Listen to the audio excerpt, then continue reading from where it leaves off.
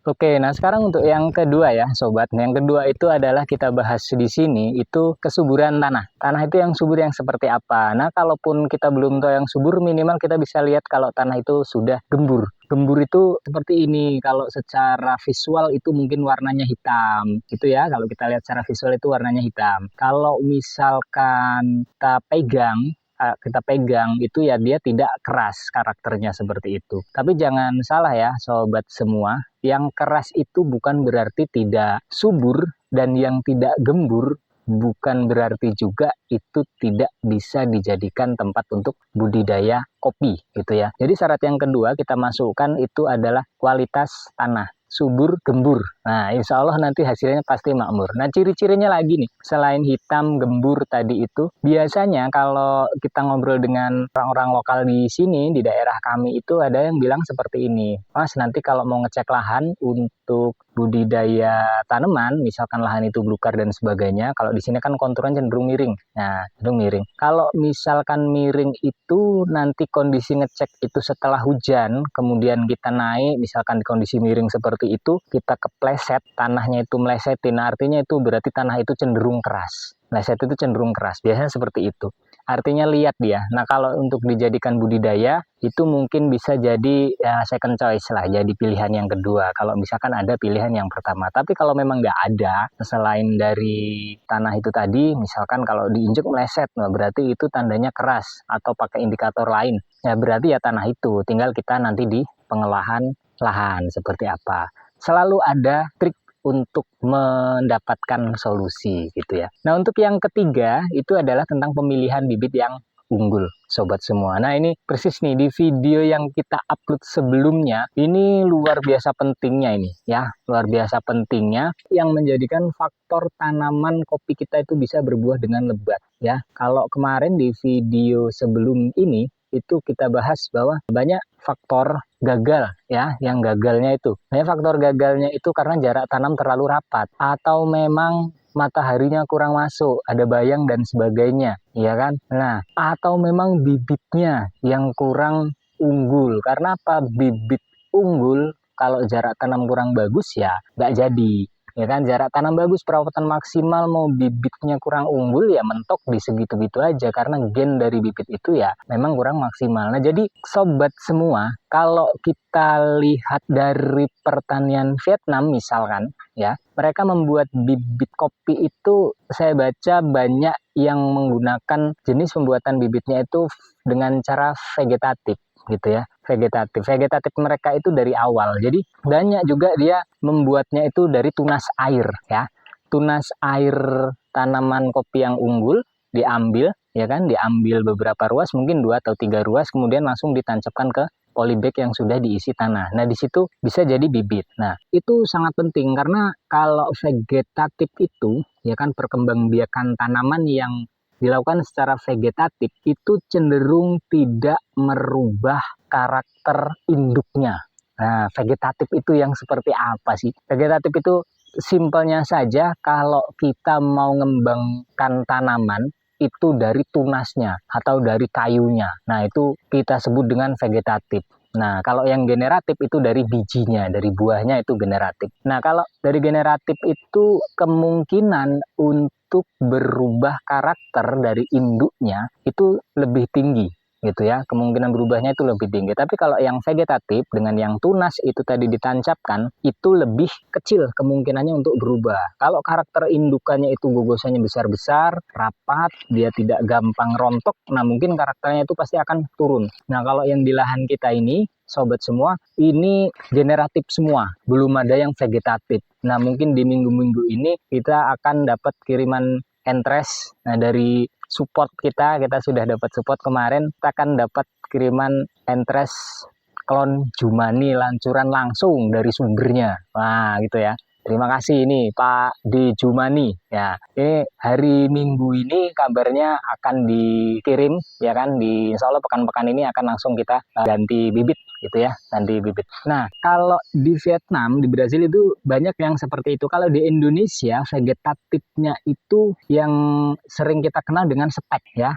stek, okulasi, nyambung, ya kan? Yang okulasi itu ada yang disisip, ada yang dibelah, ada yang ditempel atau apapun istilahnya. Nah, itu namanya perkembangbiakan tanaman dengan cara vegetatif. Nah, itu pemilihan bibit ya. Ini masih di poin pemilihan bibit. Nah, jadi pemilihan bibit ini sangat penting, sobat semua. Jadi, untuk sobat yang belum terlanjur tanam, baru mau buka lahan, baru selesai buka lahan, atau kopinya itu belum ngagung, ayo ini saya sarankan kalau bibitnya belum unggul atau masih ragu-ragu, siap-siap aja deh. Nanti akan merasakan gimana perasaannya nanti, wah ini kopi ini mestinya udah berani buah gitu kan, tapi kok seperti ini gitu. Nah, ini nanti akan ada perasaan seperti itu kalau bibitnya kurang unggul. Jadi faktor kedua tadi bibit ya, sobat semua. Nah, yang ketiga ini yang sangat kompleks. Faktor yang jadi penyebab tanaman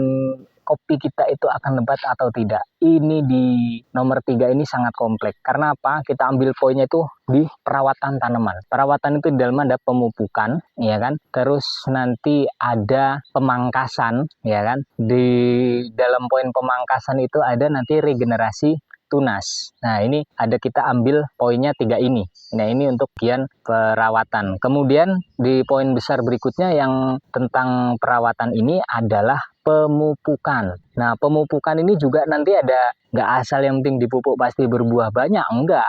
Karena tanaman itu secara umum itu ada 2 fase, fase vegetatif dan fase generatif. Apa itu vegetatif, apa itu generatif? Umumnya vegetatif itu masa pertumbuhan, dia memanjangkan tunas, memanjangkan dahan, ya kan, memperbesar batang, itu masih ke vegetatif. Nah, generatif itu adalah masa pembungaan sampai jadi biji kecil, sampai jadi buah, sampai matang, itu namanya masa generatif. Nah, itu pupuknya beda, sobat semua ya. Nah, ada 2 poin besar itu dalam perawatan, pemangkasan dan kawan-kawan serta di pemupukan. Nah, kita bahas yang pemangkasan dulu. Untuk sistem pagar itu kan pasti dia menggunakan jenisnya itu lancuran seperti ini ya. Nah, lancuran itu sobat semua, siapa tahu ada yang belum tahu ya, untuk yang baru pertama kali nonton video ini, lancuran itu adalah tanaman kopi yang memang dari bawah ke atas. Dia tunas air, hanya satu saja. Nah, hanya satu. Hanya satu itu maksudnya memang dia karakternya satu, dari sebatang gitu ya. Nah, dalam pokok itu bisa dipelihara 1, 2, 3 tunas gitu ya. Tunasnya memang dari bawah ke atas. Nah, itu namanya lancuran. Nah, ada juga yang kipas gitu ya. Nah, perawatan kipas. Perawatan kipas itu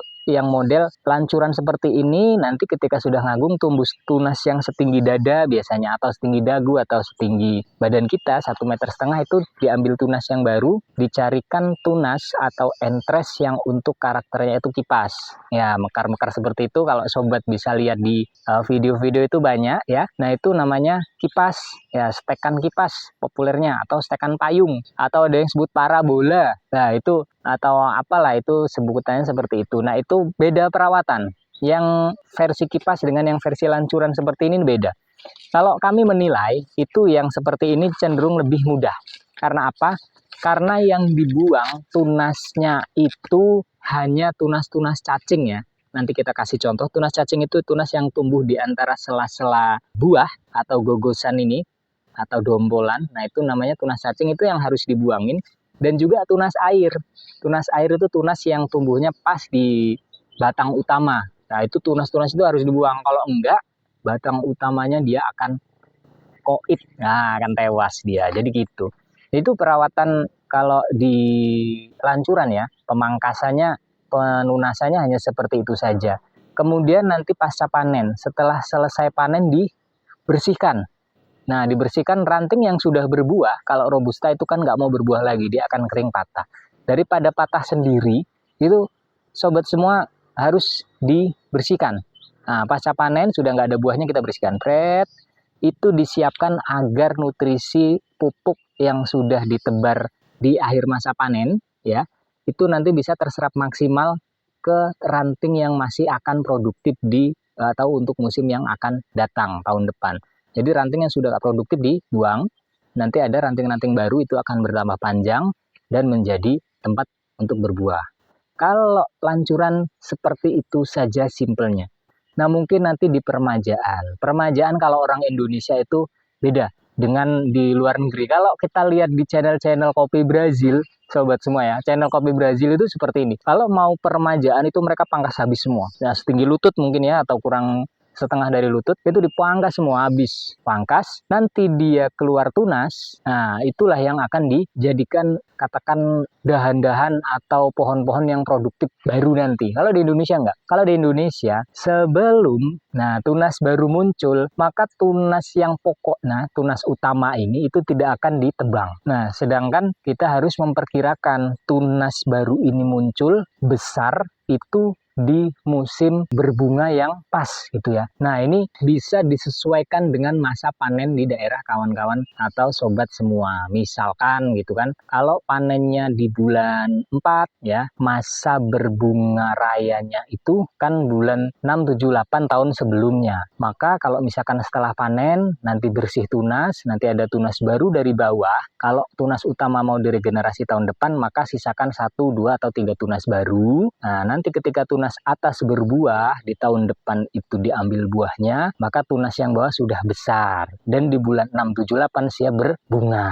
Yang tunas utama itu dipotong. Nah, jadi kalau di Indonesia seperti itu, sobat. Di Indonesia regenerasinya itu tidak harus dipangkas habis dulu, nah baru ditunggu tunas baru ndak. Nah, itu kalau sekilas tentang lancuran atau di kopi sistem pagar. Kalau di kopi yang sistem stek kipas, ya, atau payung atau parabola itu lebih rumit, mungkin saya nggak akan jelaskan di sini ya. Itu nanti akan ada penjelasan di video yang lain gitu ya, untuk khusus pemangkasan di kopi stek kipas. Nah, kita akan beri judul seperti itu nanti. Nah, selesai pemangkasan tadi ya, ada di tentang pemupukan, sobat ya, pemupukan. Nah, di pemupukan itu, sobat, pemupukan itu ada banyak faktor, tepat nggak jenis pupuk yang digunakan.